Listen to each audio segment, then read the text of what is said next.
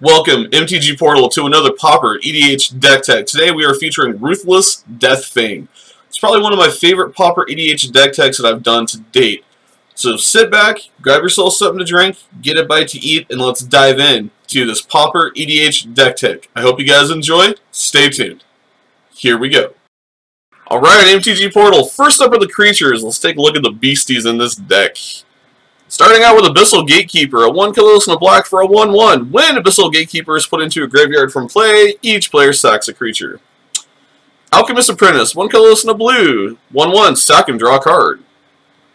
Aeromancer, 2 colorless, 2 blue for a 1/2. When Aeromancer enters the battlefield, return target instant or sorcery card from your graveyard to your hand. We also have Architects of Will, 2 colorless, a blue-black for a 3/3. When Architects of Will enters the battlefield, look at the top 3 cards of target player's library, then put them back in any order. You can also cycle them for 1 colorless and a black. Great way to ensure your opponents don't play what they want to play, and you structure their next 3 plays. Very dirty. Blind Zealot, 1 colorless, 2 black for a 2/2 with Intimidate. When Blind Zealot deals combat damage to a player, you may sacrifice it. If you do, destroy target creature that player controls. Bloodflow Connoisseur, 2 colorless and a black for a 1/1. Sack a creature, put a 1/1 counter on Bloodflow Connoisseur. Very dirty. Bloodthrone Vampire, 1 colorless and a black for a 1/1. Sack a creature, Bloodthrone Vampire gets +2/+2 till end of turn. Butcher Ghoul, 1 colorless and a black for a 1/1 with Undying. If he dies with no counters, he comes back with a counter. He's a great sack outlet for twice in a row. Carrion Feeder, 1 black for a 1/1. Carrion Feeder can't block, however, whenever you sack a creature, you put a 1/1 counter on Carrion Feeder. No need for him to block when he's the only creature on the board. I.e. Corpse Hauler, 1 colorless and a black for a 2/1. 2 colorless and a black, sack Corpse Hauler, return another target creature card from your graveyard to your hand. Very dirty. We've also got Death Greeter at 1 black for a 1/1. Whenever another creature is put into a graveyard from the battlefield, you gain 1 life. Handy, because all your opponent's stuff's going to die. And yours. Deathspore Thaladid, 1 colorless and a black for a 1/1. At the beginning of your upkeep, you get a Spore counter on him. Remove 3 Spore counters, put a 1/1 on the board. Sack it. Target creature gets -1/-1 until end of turn. Dimir Houseguard, 3 colorless and a black for a 2/3 with Fear. Sack another creature, regenerate Dimir Houseguard. You can also transmute him for 1 colorless and 2 black, getting a 3 casting cost card to your hand. Driver of the Dead, 3 colorless and a black for a 3/2. When Driver of the Dead dies, return target creature card with converted mana cost 2 or less from your graveyard to the battlefield. Handy, because most of ours cost just about that. Oh, Mortimer Strider, I love you. 1 colorless, a blue-black for a 1/1 skeleton that never dies. He's an infinite sack outlet, i.e. making this deck a freaking powerhouse. You can never kill him unless you exile him. Perilous Mire, 2 colorless for a 1/1. When Perilous Mire is put into a graveyard from the battlefield, it deals 2 damage to target creature or player. Sack it, hurt your opponent, sack him, do it again. Yeah, it's good. Next up is Phantasmal Bear, 1 blue for a 2/2. Whenever Phantasmal Bear becomes the target of a spell or ability, you do sacrifice it. That's fine, because it was going to die anyways. Next up, we have Centarium Skeleton, 1 black for a 1/2 skeleton, that this time, 2 colorless and a black, you return him to your hand from the graveyard. He never dies. Hello, I'm back! Soldalvi Entomontiate, 1 colorless and a black for a 1/2. Tap him, sack a black or artifact creature to add an amount of black mana equal to that creature's casting cost to your mana pool. Very handy. Play doesn't interrupt. Stitcher's Apprentice, 1 colorless and a blue for a 1/2. You may pay 1 colorless and a blue, tap him, put a 2/2 Homunculus on the battlefield, then sack a creature. Thought Picker Witch for 1 black. You pay 1 colorless, sack a creature, look at the top 2 cards of target opponent's library, then remove 1 of them from the game. Hey, that's handy. Vampire Aristocrat, 2 colorless and a black for a 2/2. Sack a creature, Vampire Aristocrat gets +2/+2 till end of turn. You guys seeing a pattern here? Yeah, I thought so. Viscera Seer, 1 black, sack a creature, and scry 1. This deck is designed to be ruthless, quick, fast, and efficient, and it makes your opponents cry. Gotta love that, right? I do. Alright, next up are the enchantments. We've got 4, they all have wonderful synergy in this deck. First up is Eternal Thirst, 1 colorless and a black for an enchant creature. Enchant creature has a lifelink, and whenever a creature an opponent controls dies, put a 1/1 counter on this creature. Great for your commander. We've also got Sadistic Glee at 1 black. Whenever any creature is put into any graveyard from play, put a 1/1 counter on enchanted creature. Again, makes your commander nasty.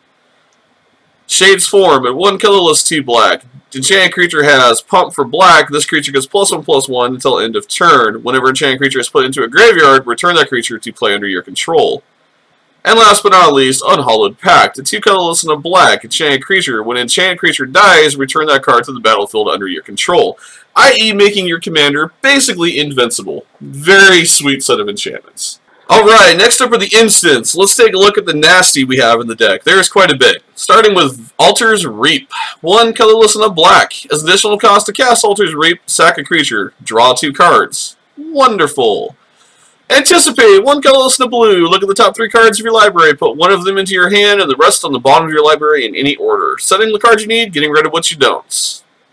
Brainstorm. For 1 blue, draw 3 cards and put the top 2 cards from your hand on top of your library in any order. Setting your next 2 turns, drawing a card. Capsize. For 1 colorless, 2 blue with a buyback of 3 colorless. Return target permanent to its owner's hand. If we don't want it on the board, it will not be there. Counterspell. 2 blue. Counter target spell. We do have some counter spells in the deck. You'll see more as we go through the instant block. Next up, we do have Culling the Weak. For 1 black. Sack a creature, add 4 to your mana pool. Wonderful way to force them to sack and you get mana that you need. We have 2 colorless, 2 blue for Deny Existence. Counter target spell. If it's countered, exile it. Devour Flesh. 1 colorless and a black. Target player sacks a creature, you gain life equal to its toughness. Muddle the Mixture. For 2 blue. Counter target instant or sorcery spell with a transmute of 1 colorless, 2 blue. Getting your 3 mana cost cards out quickly. Murder. For 1 colorless, 2 black. Destroy target creature. We have Perilous Research. 1 colorless, 1 blue. Draw 2 cards, then sacrifice a permanent. Psychic Strike. 1 colorless, a blue and a black. Counter target spell. Its controller puts the top 2 cards of his or her library into his or her graveyard. Great way to force them to mill and counter a spell. Rewind. 2 colorless, 2 blue. Counter target spell and it's free. Static Rebuttal. 1 colorless, 2 blue for another counter spell with Metalcraft. Telling Time. 1 colorless, 1 blue. Look at the top 3 cards of your library. Put 1 of those cards in your hand, 1 on the bottom, on top of your library, and 1 on the bottom. Thought Scour. For 1 blue, target player puts the top 2 cards of his or her library into his or her graveyard. You draw a card. We have Undying Evil. For 1 black, target creature gains Undying till end of turn.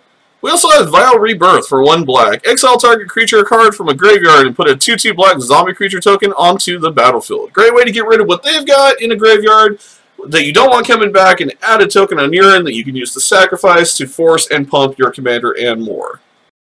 Alright, next up are the sorceries. Again, there's quite a lot of nasty. Starting out with Bone Splitters. At 1 black, as additional cost to cast Bone Splitters, sacrifice a creature.